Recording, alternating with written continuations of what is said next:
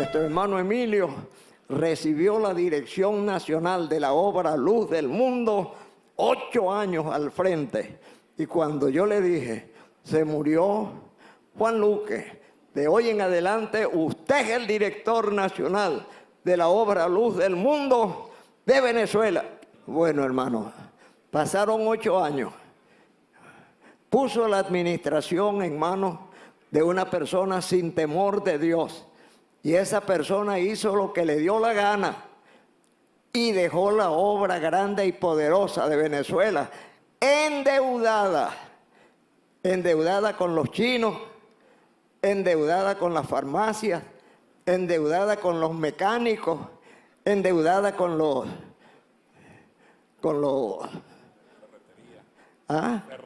con la ferretería. Hermano, deudas hasta aquí.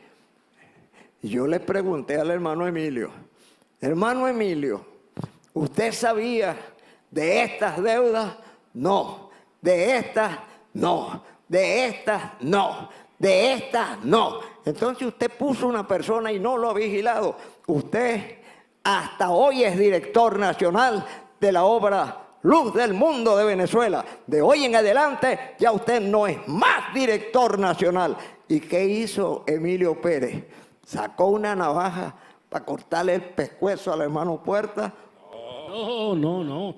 Yo levanté mi mano y le dije, Señor, gracias por el gran privilegio que me has dado de ser el director por estos 8 años. El hermano Emilio Pérez en un día recibió la dirección nacional y en un día se la quitaron. Primera de Timoteo 5:22. No impongas con ligereza las manos a ninguno. Cuando el apóstol Pablo le dice a Timoteo que no imponga con ligereza la mano, he visto que muchos le dan diferentes interpretaciones a este texto. Unos interpretan que no se les debe poner las manos a todas las personas, que hay que ser selectivo, porque puede ser que una persona tenga demonio y se le transmita a la persona que impuso las manos. Otros interpretan que no deben orar aunque las personas le pidan oración, porque Dios no se lo ha revelado. Pero en el Antiguo Testamento se practicaba la imposición de manos en varios contextos. Bendecir a otra persona. Jacob bendiciendo a sus hijos. Génesis 48:14. Apartar a una persona para servir. La consagración de los levitas. Número 8:10. Y el envío al desierto del macho cabrío. Levítico 16:21. En cada caso se simboliza el traslado de algo de alguien a otro. En el Nuevo Testamento, por la imposición de manos, se establecía y continuaba una sucesión de maestros y jueces, como así también una tradición de enseñanza e interpretación legal. Los 7 diáconos fueron elegidos por la congregación. También lo implica en la selección de Matías. Comúnmente se considera que la imposición de manos fue la ordenación de este grupo. Simbolizaba el traslado de autoridad. La congregación estaba actuando en términos de su comprensión de la voluntad de Dios. Pero la pregunta obligada es esta: ¿por qué Pablo dice que no se debe imponer las manos con ligereza?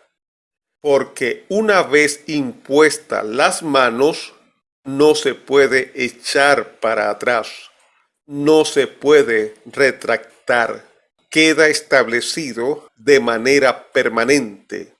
Lo único que puede separarlo es que la misma persona, ni siquiera quien lo ungió, cometa pecado de muerte. No puede separarlo ni siquiera por aquel que lo ungió. Es por ello el cuidado del apóstol Pablo en aconsejar a Timoteo que no impusiera las manos con ligereza, que hiciera nombramientos sin la debida reflexión y presentárselo delante de Dios. La bendición queda de manera permanente cuando es ministerial. Una cosa es un cargo administrativo, que se puede orar por esa persona, como es el caso que usé al principio del hermano Emilio Pérez, quien ocupó un cargo administrativo de ser director nacional y él mismo reconoció que fue negligente en su labor.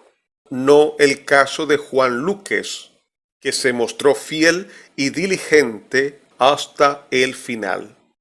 Pero Edgar Arias fue nombrado y se les impusieron las manos para ser el sucesor del doctor Puertas. Eso fue a nivel ministerial.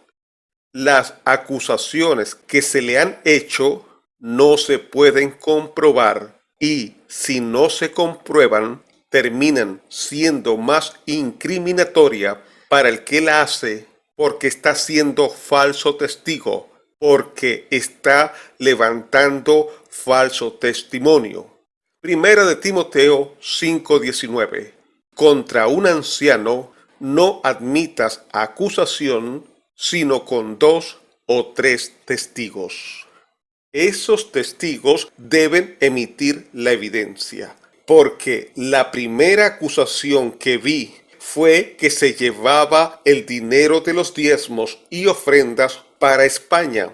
Y Edgar Arias se defendió diciendo que jamás se lo llevaba, sino que habían pastores en los diferentes países de Sudamérica y Centroamérica y que eran ellos los que administraban ese dinero.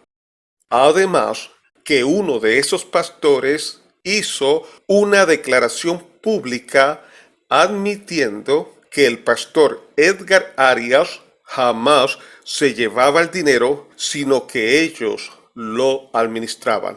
Luego se le acusó de rebelión, de que quiso llevarse al doctor Puertas de manera obligada como una especie de secuestro para un país de Centroamérica y meterlo en un sanatorio para quedarse con esa organización religiosa. Pero el pastor Edgar Arias vino solo. El doctor Puertas estaba acompañado de su familia y allegados de su familia. ¿Cómo se lo iba a llevar el pastor Arias con esa diferencia numérica entre él y todos los que acompañaban al doctor Puertas? Y el pastor Puertas dice en un vídeo que lo regañó y lo mandó a irse. Para guinda del pastel, tanto el doctor Puertas como el pastor de nombre José Mago, quien funge como embajador de la obra evangélica Luz del Mundo ante la comunidad judía internacional, reconocieron que el pastor Edgar Arias vino engañado porque le habían dicho que el doctor Puertas estaba mal de salud. Ahora se le acusa de su vida pasada antes de ser cristiano, que era un malandro. Eso lo hablaré en otro programa. Si eso fuera válido, el apóstol Pablo no hubiera llegado a ser lo que fue. Veo más bien que es un descrédito e intento de destruir su imagen. Bien, hermanos queridos, el que hace un testamento puede deshacerlo. Si yo hago un testamento y digo mi Juan será mi sucesor, que Dios lo guarde. Si se echa a perder, comienza a hacer cosas indebidas, rompo el testamento y hago otro testamento, porque el testamento es condicional, que la persona siga fiel. El doctor Puertas arguye para la destitución de Edgar Arias con la analogía de un testador que hace un testamento y luego puede cambiarlo. Podrían usar para decir que usan la Biblia como apoyo lo que dice en Hebreos 9, 16 y 17. Porque donde hay testamento es necesario que intervenga muerte del testador. Porque el testamento con la muerte se confirma, pues no es válido entre tanto que el testador vive. Pero el pequeño olvido o desconocimiento del doctor Puertas es que un testamento lo hace el dueño. El doctor Puertas puede hacer un testamento y cambiarlo de sus cosas, de sus pertenencias, pero no puede hacerlo en las cosas que no son suyas. Eso se llama usurpación. El Señor Jesús dijo, abro comillas, en los negocios de mi Padre me es necesario estar, cierro comillas. No hay hombre en la tierra que tenga la facultad o prerrogativa de determinar los ministerios. Hebreos 5:4. Y nadie toma para sí esta honra, sino el que es llamado por Dios, como lo fue Aarón. Romanos 11:29. Porque irrevocables son los dones y el llamamiento de Dios. Fíjese que el profeta Samuel ungió a Saúl para que fuese rey, y Saúl se portó mal. Pregunto, ¿por qué Samuel no lo destituyó si fue él el que lo ungió? Porque Samuel sabía que no tenía la facultad de hacerlo y debía esperar en Dios. Isaac bendijo a Jacob bajo engaño. Pregunto, ¿por qué Isaac no se retractó, revocó, anuló esa bendición si Isaac sabía que fue engañado? Es decir, Jacob se portó mal. Génesis 27:35. Y él dijo, vino tu hermano con engaño y tomó tu bendición. Y Esaú respondió, bien llamaron su nombre Jacob, pues ya me ha suplantado 2 veces. Se apoderó de mi progenitura, y he aquí ahora ha tomado mi bendición. Y dijo, ¿no has guardado bendición para mí? David, antes de ser proclamado rey, huyó de Saúl, porque éste procuraba su muerte. Se fue del país, como es el caso del pastor Edgar Arias, que tuvo que irse de la luz del mundo. Pregunto, ¿esa unción caducó, finalizó, finiquitó porque David se fue? No. Salmo 118:13.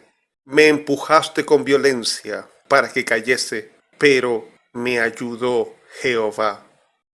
El título del mensaje, Pastor Edgar Arias, te empujaron con violencia para que cayeses. ¿Y quién les habló? Su amigo Omar Duareb.